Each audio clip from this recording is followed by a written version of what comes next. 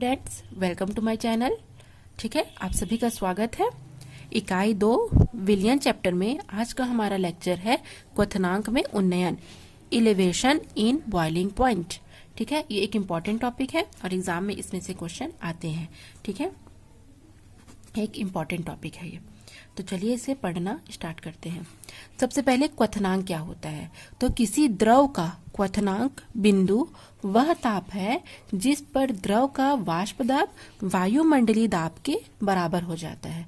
ठीक है, अर्थात जब द्रव क्या करना, उबलना स्टार्ट करता है तो वह पॉइंट, जिस पॉइंट पर वो उबलना स्टार्ट करता है अर्थात द्रव अवस्था से गैस अवस्था में बदलना शुरू होता है, उस अवस्था को हम क्या कहते हैं?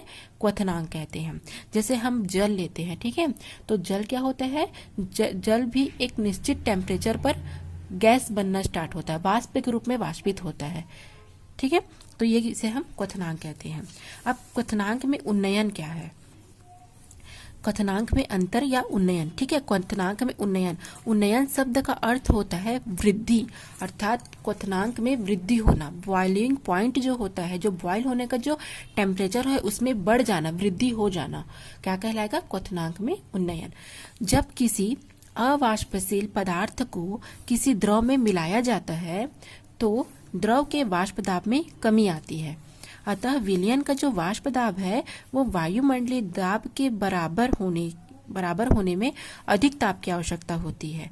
ठीक है, तो पहले मैं इसके बारे में समझा देती हूँ, उसके बाद मैं फिर से आपको इस पर लाती हूँ परिभाषा पर। ठीक है, तो चलिए इसे थोड़ा सा हम लोग समझ लेते हैं। आप यहाँ पर आप एक क्या देख रहे हैं? बर्तन या एक पात्र देख रहे हैं। ठीक है, इस पात्र में केवल और केवल विलायक है और वह विलायक क्या है? जल है। ठीक है, केवल विलायक के अणु है इसमें। तो जब इस पात्र को हम गर्म करना शुरू करेंगे, ठीक है, जब इस पात्र को हम गर्म करना शुरू करेंगे तो क्या होगा? जब इसे ऊष्मा मिलेगी तो क्या होगा? इसके अणु गति करेंगे, गतिज ऊर्जा बढ़ेगी, जिससे क्या होगा? एक कंडीशन या एक साम्यावस्था आएगी जब ये क्या करेंगे? द्रव की बूंदों के रूप में, ठीक है, वाष्पित होना शुरू होंगे। अर्थात जो ये द्रव रूप में थे अब वो वाष्प या गैस के रूप में अपने आप में परिवर्तन करेंगे। ठीक है, तो यहाँ पर क्या हो जाएगा? यहाँ पर वाष्प दाब में क्या हो जाएगी? वृद्धि हो जाएगी। ठीक है, वाष्प दाब अधिक हो जाएगा जब इसे हम गर्म करेंगे, क्योंकि यहाँ पर कोई विलेय के कण नहीं है, कोई विलेय नहीं है। ठीक है, ना कोई अवाष्पशील विलेय के कोई कण है, तो कोई कण न होने से, केवल विलायक और जल होने से क्या होगा? इसे वाष्प रूप में या जल वाष्प के रूप में वाष्पित होने में आसानी होगी। ठीक है, तो इसमें वाष्प दाब में वृद्धि होगी, जिससे क्वथनांक क्या होगा? इसका कम होगा। ठीक है, अर्थात कम समय में ही ये बॉयल होने स्टार्ट हो जाएगा। क्वथनांक में क्या आएगी? कमी आएगी। ठीक है, अर्थात बहुत ही कम समय में, एक अगर आप घर में भी पानी उबाल रहे हैं तो बहुत ही कम समय में पानी बॉयल होना शुरू हो जाता है। कारण क्या है? क्योंकि उसमें केवल विलायक की कण है, उसमें कोई विलेय नहीं घुला है। और जब, ठीक है, इस कंडीशन के बाद जब इसमें हम ठोस अवाष्पशील विलेय मिलाएंगे या नमक मिलाएंगे तो आपने देखा है, ठीक है, आप ये एक्सपेरिमेंट घर में कर सकते हैं। आप एक बर्तन ले लीजिए, उस बर्तन में आप पानी उबाल लीजिए। पानी जैसे उबलना शुरू होगा आप उसमें नमक डाल देना। नमक डालने पर क्या होगा? जो बॉईल होते रहेगा वो कुछ समय के लिए स्टॉप हो जाएगा। नमक की जगह आप चीनी भी डाल सकते हैं। तो जैसे ही वो बॉईल होना स्टार्ट होगा, ठीक है, तो वह बॉइलिंग पॉइंट पर आप उसमें नमक या शक्कर मिला देंगे या कोई अवाष्पशील विलेय मिला देंगे तो क्या हो जाएगा? वो कुछ समय के लिए उबलना बंद हो जाएगा। ठीक है, जो उबलते रहेगा वो क्या होगा? उबलना बंद हो जाएगा। जनरली अगर आप घर में, ठीक है, किसी बर्तन में चावल पकाते हैं तो जैसे ही पानी उबलता है और उसमें चावल डाला जाता है तो क्या होता है? वो जो उबलते रहता है वो उबलना बंद कर देता है। ठीक है, आप सब ने घर में इस चीज को किया होगा। तो जैसे ही अब वो पानी बॉयल होते रहता है और आप उसमें चावल डालते हैं तो क्या होता है? वो उबलना बंद कर देता है कुछ समय के लिए। कुछ समय के बाद दोबारा से वो उबलना स्टार्ट होता है। तो जैसे ही हम इसमें NaCl डालेंगे तो यहाँ पर विलयन तैयार हो जाएगा। अब क्या होगा? अब इसे हम दोबारा से जब गर्म करेंगे तो ये कुछ समय बाद, अर्थात इसमें क्या होगा? तापमान में वृद्धि हो जाएगी। ठीक है, क्योंकि वाष्प दाब में कमी आएगी। वाष्प दाब में कमी आएगी। कमी आने का कारण भी है, इसमें ठोस विलेय के कण होने के कारण क्या होगा, ये जल्दी से वाष्पित नहीं हो पाएंगे, इसके वाष्प दाब में कमी आएगी, जिससे क्या होगा, इसके क्वथनांक में भी क्या होगी, सॉरी यहाँ पर क्वथनांक में वृद्धि होगी ना, सॉरी मिस्टेक हो गया, यहाँ पर क्वथनांक में वृद्धि होगी और यहाँ पर क्या होगी, यहाँ पर क्वथनांक में कमी होगी, क्योंकि यहाँ पर केवल जल के अणु है, कोई विलेय नहीं है, तो ये क्या होगा, वाष्प दाब यहाँ पर बढ़ेगा तो क्वथनांक भी बढ़ेगा। और यहाँ पर क्या होगा, वाष्प दाब में कमी आएगी। जब ये क्या होगा, वाष्प दाब कम हो जाएगा, क्योंकि इसमें विलेय के कण है, जब विलेय के कण इसमें क्या है, इसमें घुले हुए हैं, तो वो क्या होगा, देर से गर्म होगा, तापमान ज्यादा लेगा, और ज्यादा तापमान लेने की वजह से उसमें क्वथनांक में क्या आएगी, कमी आएगी। ठीक है, इस प्रकार से यदि हम इसे देखें तो ये क्या है, वायुमंडलीय दाब है। ठीक है, ये T0B ये शुद्ध विलायक का वाष्प दाब है और ये विलयन का है। ठीक है, तो चूंकि विलायक में केवल जल के अणु है, तो उसे वायुमंडलीय दाब के बराबर होने में क्या होगा, कम तापमान की आवश्यकता होगी, अर्थात यहाँ पर क्वथनांक कम होगा। ठीक है, जबकि यहाँ पर क्या होगा, यहाँ पर इसमें विलेय के कण घुले हैं, जिसके कारण यहाँ होगा, यहाँ पर तापमान ज्यादा लगेगा, ज्यादा लंबा समय लगेगा उसको फिर से बॉयल होने में, तो यहाँ पर क्या हो जाएगा, क्वथनांक में वृद्धि होगी। यहाँ पर मैंने गलत बताया, यहाँ पर कमी आएगा, सॉरी अगेन, यहाँ पर वृद्धि आएगा। ठीक है, क्योंकि उन्नयन का ही अर्थ होता है वृद्धि करना। ठीक है, अब इसे परिभाषा रूप में हम देख लेते हैं। जब किसी अवाष्पशील पदार्थ को किसी द्रव में मिलाया जाता है तो द्रव के वाष्प दाब में कमी आती है, अतः विलयन का वाष्प दाब वायुमंडलीय दाब के बराबर होने से हमको अधिक तापमान की आवश्यकता होती है। और यदि हम विलयन का क्वथनांक Tb लें तो शुद्ध विलायक का क्वथनांक T0B की तुलना में वह बढ़ जाता है। तो विलयन एवं विलायक के क्वथनांकों का जो अंतर होता है उसी को ही हम क्वथनांक का उन्नयन कहते हैं। यहाँ पर जो डेल Tb है यही क्वथनांक का उन्नयन है। ठीक है, और Tb जो कि विलयन का क्वथनांक है, ठीक है, ये अधिक है विलायक के क्वथनांक से, क्योंकि इसमें विलेय के कण घुले हैं। तो विलेय के कण जब इसमें घुलेंगे तो क्या होगा, इसे उबलने में और अधिक समय लगेगा, जबकि विलायक में कोई विलेय ना मिले होने के कारण ये तुरंत ही क्या हो जाएगा, वाष्प रूप में परिवर्तित हो जाएगा। इसलिए यहाँ पर माइनस यूज किया गया है। ठीक है, जहां विलयन का क्वथनांक अधिक है विलायक के क्वथनांक से। अब हम इसे क्या करेंगे, ग्राफी विधि के माध्यम से समझेंगे। ठीक है, तो क्वथनांक में उन्नयन की हम ग्राफी विधि पढ़ेंगे। ग्राफ आप देख रहे हैं, यहाँ पर y अक्ष में वाष्प दाब लिया गया है, x अक्ष में टेम्परेचर या तापमान लिया गया है, और ये एक वायुमंडलीय दाब है। ठीक है, तो आप इधर से देख रहे हैं, जैसे जैसे हम तापमान बढ़ाते जाएंगे वैसे वैसे क्या होगा, क्वथनांक भी बढ़ता जाएगा। ठीक है, तो आप देख रहे हैं ए बी क्या है, विलायक है, और सी डी क्या है, विलेय है। तो साथ में लिखते जाते हैं, ग्राफ में ए बी विलायक है और सी डी क्या है, विलयन का वाष्प दाब का वक्र है। तो इससे हमको निम्नलिखित निष्कर्ष प्राप्त होते हैं। कौन कौन से निष्कर्ष प्राप्त होते हैं, तो आप देख सकते हैं विलायक में विलेय के कण ना होने से इसका वाष्प दाब बढ़ जाता है, जिसका इसका क्वथनांक में भी क्या होती है, कमी आती है। क्यों? क्योंकि अगर वाष्प दाब बढ़ेगा तो वो तुरंत और कम समय में ही बॉयल होना शुरू हो जाएगा। लेकिन जब आप देख रहे हैं विलयन का जो वक्र है वो विलायक के वक्र से नीचे है, इसका कारण यही है कि विलयन में विलेय प्लस विलायक होते हैं, तो उसमें विलेय के कण घुले होने के कारण क्या होता है, वो देर से उसके वाष्प दाब में कमी आ जाती है और वो देर से उबलना शुरू करता है, उसके तापमान में वृद्धि करते हैं। जैसे हम तापमान में वृद्धि करेंगे वैसे क्या होगा, वो बॉयल होना स्टार्ट होगा। ठीक है, इसलिए विलयन के जो वक्र है वो विलायक के वक्र से नीचे है। इससे मैं आप एक एग्जाम्पल आपको बता देती हूँ। आपने देखा होगा सब्जी में नमक क्यों मिलाया जाता है, सब्जी में नमक मिलाने का कारण क्या है। तो जब सब्जी पकते रहती है, ठीक है, जब सब्जी पकती है तो क्या होता है, अगर हम सब्जी पकेगी तो सब्जी से जो क्योंकि उसमें नमक नहीं मिला होगा तो वो क्या हो जाएगा, तुरंत ही वो वाष्पित होने स्टार्ट हो जाएगा। लेकिन जब हम उसमें विलेय या नमक मिला देंगे तो नमक मिलाने से क्या हो जाएगा, उसका वाष्प दाब कम हो जाएगा और एक लंबे समय के बाद वो क्या होगा, उबलना स्टार्ट होगा। ठीक है। तो लंबे समय के बाद जब वो उबलना स्टार्ट होगा तो क्या हो जाएगा, उसका क्वथनांक बढ़ जाएगा। इस कारण सब्जी अच्छी तरीके से पक जाती है। ठीक है। अगर हम सब्जी में केवल पानी डाल देंगे तो क्या होगा, उसमें कोई विलेय नहीं है, तो वो तुरंत ही क्या हो जाएगा, द्रव के कण तुरंत ही वाष्प बनना शुरू हो जाएंगे, तुरंत उबलना शुरू हो जाएंगे, तो सब्जी ठीक तरीके से नहीं पकी होती है।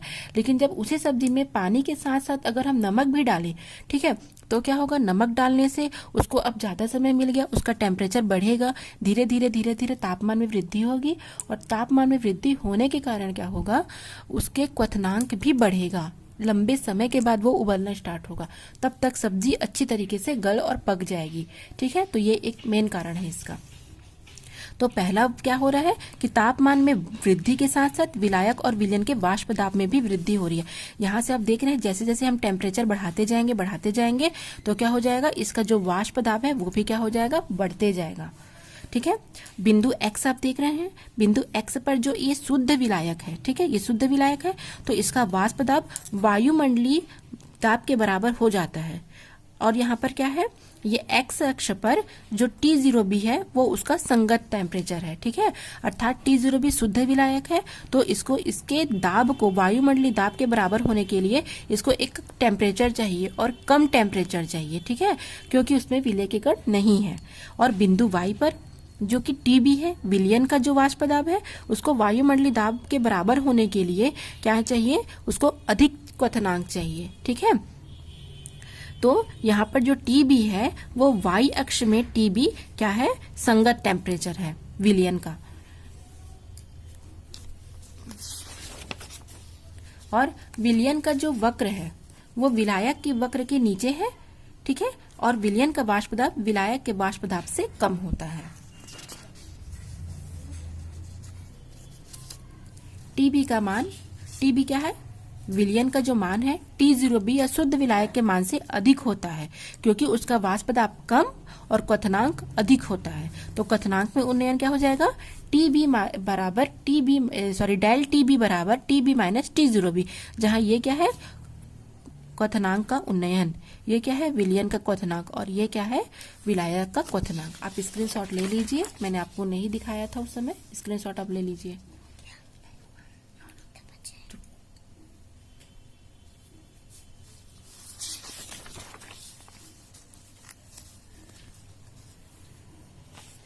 तो इससे हमें क्या निष्कर्ष निकलता है, इससे यह निष्कर्ष निकलता है कि क्वथनांक में वृद्धि विलेय की मोललता के समानुपाती होता है। हमने जब सांद्रता के पदों का अध्ययन किया था उसमें हमने विलेय के मोलों की संख्या और विलायक के मोलों की संख्या हमने मोललता में ही पढ़ा था। ठीक है। तो विलेय और विलायक के जो मोलों की संख्या होती है वो मोललता को प्रदर्शित करता है। इस कारण यहाँ पर क्वथनांक में वृद्धि विलेय की मोललता के समानुपाती होता है। अर्थात हम किसी पात्र में, ठीक है, जहाँ पर विलायक है जल में अधिक मात्रा में, ठीक है, बहुत अधिक मात्रा में विलेय क्या, नमक डालते जाएंगे तो उसका क्वथनांक में उतनी ही ज्यादा वृद्धि होती जाएगी। अगर हम बहुत सारा नमक डाल देंगे तो वो बहुत अधिक लेट में क्या होगा, बॉयल होने स्टार्ट हो जाएगा। तो वही कहा जा रहा है कि विलेय के मोललता के समानुपाती होती है। डेल Tb समानुपाती m, और ये समानुपाती स्थिरांक को हटाएंगे तो हम एक समानुपाती स्थिरांक k भी लगाएंगे। ठीक है। तो डेल Tb क्वथनांक में उन्नयन, m क्या है, विलेय की मोललता, k भी क्या है, क्वथनांक का स्थिरांक या मोलल उन्नयन स्थिरांक होता है। ठीक है। यदि हमको प्रूफ करने के लिए क्वेश्चन में पूछा जाए कि del Tb equal to KBm की व्युत्पत्ति कीजिए तो कैसे करेंगे। हम जानते हैं कि विलयन के क्वथनांक में उन्नयन उसके वाष्प दाब में होने वाले कमी के समानुपाती होता है। ठीक है। वाष्प दाब में अगर कमी होगी तो विलयन का क्वथनांक बढ़ेगा। तो डेल Tb समानुपाती डेल P, जहां डेल P क्या है, वाष्प दाब में कमी है, और ये क्या है, क्वथनांक का उन्नयन है। और हमने इसके पहले पढ़ा है, इसके पहले के वीडियो में आपेक्षिक अवनमन में, कि डेल P जो होता है वो XB विलेय के मोल अंश के समानुपाती होता है। ठीक है। तो क्या हो जाएगा, जितना ज्यादा हम विलेय मिलाएंगे उतना ज्यादा उसके वाष्प दाब में क्या होगी, कमी आएगी कि वृद्धि आएगी, वाष्प दाब में कमी आएगी। तो डेल टी बी इक्वल समानुपाती एक्स बी, और इसे हटाएंगे समानुपाती चिन्ह को तो एक स्थिरांक लगेगा, वहां वो स्थिरांक है के। X B equal to N B upon N A plus N B, ये हमने मोल अंश वाले ठीक है वीडियो में देखा था कि जो विलेय का जो मोल प्रभाज है वो N B upon N A plus N B के बराबर होता है। यदि हम एन बी को नगण्य माने, एन ए को रखें, तो क्या होगा, X B equal to N B upon N A. तो एन ए बराबर W A upon M A हमको पता है, ठीक है, कि उसके विलेय के भार और अणु भार के बराबर होता है। अब एक्स बी के जगह अब हम एन बी के मान में हम चेंजेस नहीं करेंगे, तो एन बी सेम रहेगा और एन ए की जगह हम इस वैल्यू को रखेंगे, तो N B upon W A upon M A. अब ये इंटू हो जाएगा तो ये ऊपर चला जाएगा, तो M A upon W A. अब समीकरण 4 का ये जो एक्स बी का मान है उसको समीकरण 3 में रखेंगे, तो क्या हो जाएगा, डेल टी बी के into M B into M A upon N B into M A upon W B. अब क्या करेंगे, यदि डब्ल्यू ए को ठीक है 1000 ग्राम माने तो N B upon W B क्या हो जाएगा, एम हो जाएगा, ठीक है। तो अब क्या करेंगे, यहाँ पर डेल टी बी के एम ए इंटू एम, और इस पूरी राशि को स्थिरांक मानेंगे तो यह हो जाएगा के बी इंटू एम, ठीक है। तो इस प्रकार इसकी व्युत्पत्ति हुई। अब इसी प्रकार हम आणविक द्रव्यमान की भी गणना कर सकते हैं। क्वथनांक में उन्नयन के द्वारा विलेय के आणविक द्रव्यमान की गणना करना। मान लेते हैं क्वथनांक का उन्नयन डेल टी बी है और विलयन में विलेय पदार्थ की मोललता m है, तो इस सूत्र से डेल टी बी समानुपाती m equal to K B into M. तो हमको पता है मोललता का सूत्र क्या होता है, विलेय के ग्रामों में भार इंटू 1000 अपॉन विलेय का मोलर द्रव्यमान इंटू विलायक की मात्रा ग्राम में। तो ग्रामों में भार क्या है, डब्ल्यू बी इंटू 1000, विलेय का मोलर द्रव्यमान M B into W A, ठीक है। अब समीकरण 1 और 2 से, अर्थात यहाँ पर से m की जगह हम इस वैल्यू को रखेंगे, तो क्या हो जाएगा, डेल टी बी बराबर के बी इंटू एम की जगह W B into 1000 upon M B into W A. अब हमको एम बी की वैल्यू निकालनी, तो इसको इधर पक्षांतर करेंगे तो ये इधर आ जाएगा, तो M B equal to K B into W B into 1000 upon del T B into W A. तो क्वथनांक में उन्नयन विलेय की मोललता के पर निर्भर करता है, अर्थात ये भी एक अणु संख्यक गुणधर्म को प्रदर्शित करता है।